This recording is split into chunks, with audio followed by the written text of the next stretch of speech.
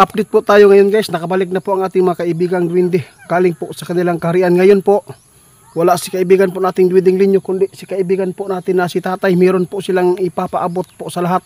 Sana po ay pakinggan po ninyo ito at i-share, no? Kahit maulan yung panahon natin guys, patuloy pa rin tayo na mag-update po sa inyo. Tungkol po ito sa mga eroplano guys. Tay, oo, grabe tayo, no? Ilang araw po ba kayo nawala dito? Maraming salamat.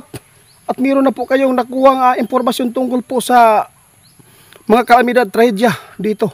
Ngayon guys, ipapaabot po namin sa inyo tungkol po ito sa mga eroplano. Na sana po yung eroplano ngayon na pasayruhan guys, no? Dapat po talaga na hindi po muna lipad, kundi ipaliban muna, kasi po nakita ng ating kaibigan na mayroon pong pangyayari pa na magaganap dito dahil po sa nangyayari na ilang eroplano na po ang bumagsak, no? At saka nagbanggaan. Hindi na po maganda ngayon, hindi na po safety ang ating eroplano. Ito po yung sabi ng ating kaibigan kanina. Ngayon po ipapaabot po natin ng aktual na marinig po ninyo ang kanilang ipaabot, dahil po ay ito po talaga ang balita na nakuha po nila doon sa kanilang hari, kaibigan.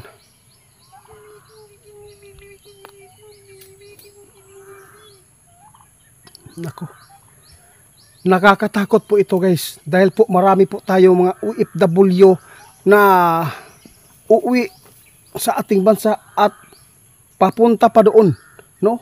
Marami pong gusto na magsing-uwian guys, pero ngunit kung makapanood sila ito guys, sana po, no, hindi po muna sila dapat uuwi, dahil po ay meron pong nakita ang ating kaibigan na hindi pa safety ngayon.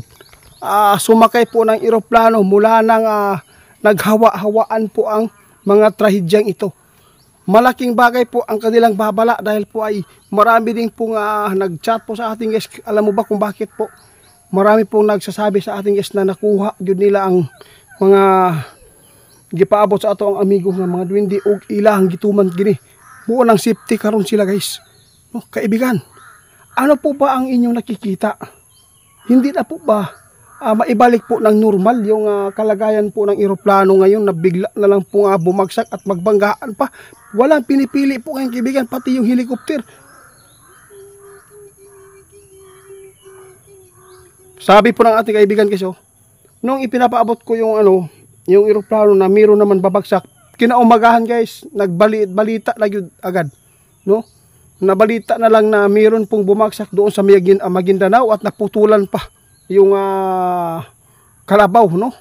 Yung nasa dulo ng kanyang ulo, naputol at namatay po yung kalabaw. Kaya dapat po talaga guys, no, hindi po talaga maganda na ang mga pangyayaring ito. Na sana po isipti po natin muna yung mga tao na bumabiyahe patungo sa labas po ng Pilipinas, patungo po dito sa ating bansa.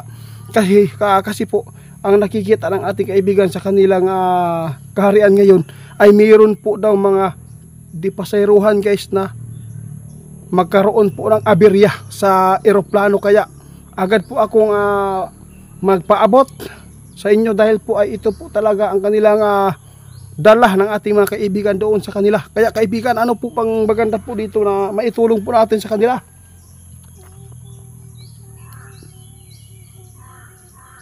Oo, alam ko kaibigan, marami pong mga tao na nagdadasal po dyan. Oo, maraming nagdadasal po. Alam ko po yan, pero mas maganda po talaga na galing po sa inyo yung babala na dapat ay hindi po gawin ngayon sa mga may-ari po ng mga eroplano, no? Sana po ay may share po ito sa mga tao na yung mga sikat na mga tao dito. Sana po ay may share itong video.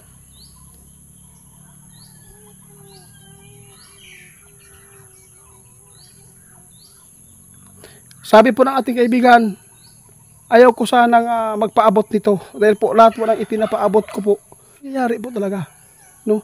Ngayon po guys, natakot ang ating kaibigan na kung hindi po daw niya ipaabot, no, baka po mayroon po siyang mailigtas na mga tao na sana na mailiban muna yung pagpapalipad po ngayon ng eroplano, dahil hindi na po talaga normal ang mga nangyayari dito sa ating mundo. Hindi po ganito. Noong taong 2019, hindi po ganito. At saka yung 2023, hindi po. Wala pong eroplanong bumabagsak po doon na ganito po. Sa 2024 at saka 2025, nakatawid lang po ng 2025, marami na po. Kaya hindi na po safety ang eroplano. Ano po ang maipayo po nyo ngayon, tay?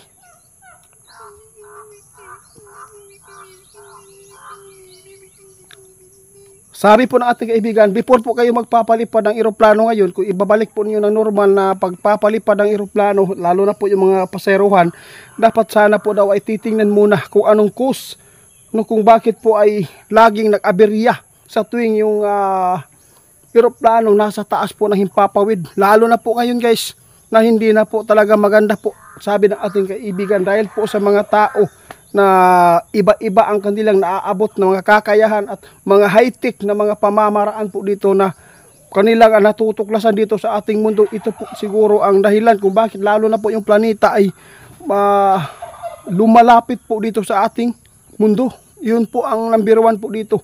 At saka marami po mga computerized ngayon guys na nakapagbigay po ng trouble, no, sa mga eroplano ngayon. Kaya dapat po mag-ingat kayo guys.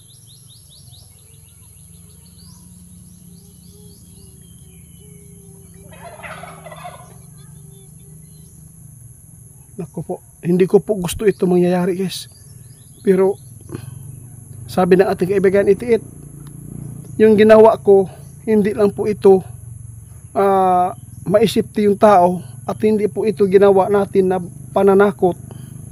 Kasi po mas maganda po ay mayroon pong babala, dahil yung mga tao na nakakalimot na pagdasal ay makaalala po sila na sana na maisipti sila sa tuwing sila ay sasakay po ng mga eroplano. Sana po guys, sabi po ng ating kaibigan na sana po ay hindi na lang po muna na magpapalipad po ng eroplano para maiwasan at tuklasin muna kung bakit po ito nangyayari. Kasi sabi ng ating kaibigan ngayon, kung magpapatuloy po ang mga eroplano ngayon na magpapalipad, no, na hindi pa nila natumbok, hindi pa nila nakita ang cause po dito sa pag-aberya po ng mga eroplano. Pero ang sabi ng ating kaibigan guys, isa na po dito ang panahon ngayon. Isa na po dito nakapagbigay po ng trouble sa ano dito atay, ang tawag dito, sa eroplano. Lalo na po yung planeta po natin ay sobra na pong lapit. At saka lalo na yung mga tao na yung mga computerized po ngayon na pinalawak po nila ang kanilang kaalaman. Hindi po nila alam na nakapagbigay po pala ito ng hindi maganda sa ating mga eroplano ngayon po. Kaya bigla na lang, hindi po natin alam, no, na yung mga ginagawa po nila ng mga computerized po ngayon, baka po nadidetect ba na